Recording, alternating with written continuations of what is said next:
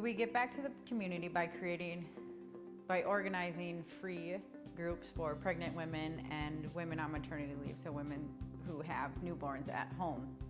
So we created these groups because we ran into so many women who were in that situation and they felt isolated and alone, and they just wanted friends and a support system, and it was so hard for them to find that, and that is just completely terrible. That is such a life-changing experience, and it's very difficult physically and emotionally, and to be completely left alone in that situation it's just not right. And so we started by creating groups for pregnant women and women on maternity leave to meet weekly, bi-weekly, monthly, so that they can gather with women in the same situation and begin to build deep and authentic relationships. So these meetings aren't kind of just your casual meeting, if I feel like going, I go. They're more around kind of that you're on a sports team mindset. You have that accountability. You show up if you say you're gonna show up. If you're not gonna show up, you call kind of that manager on the team to say, I can't make it and why. And the reason that's essentially the only rule with these groups, and the reason that it is the only rule and why it is such an important rule is because in order to build those deep and authentic relationships, you need to make that commitment, and you need to really get to know those people and show up for those people and for yourself.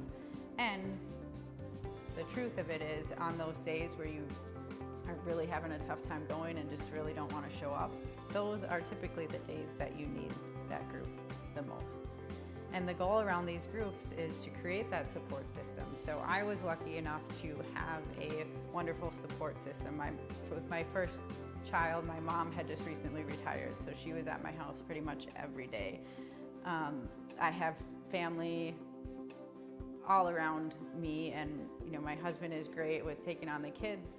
So I was able to continue to do my own things and continue to play the sports that I had played before I had a child.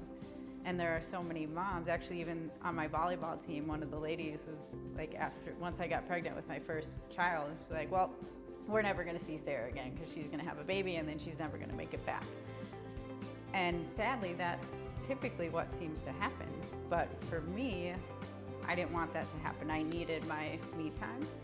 And I was also fortunate enough to have that support, so it was easy for me.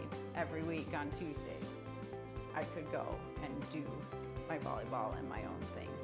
And it's just unfortunate that so many moms don't have that support system, and their default way of being then is to no longer be themselves and do things on their own, but to always be that mom and not be that Sarah, that Jen, that Julie anymore.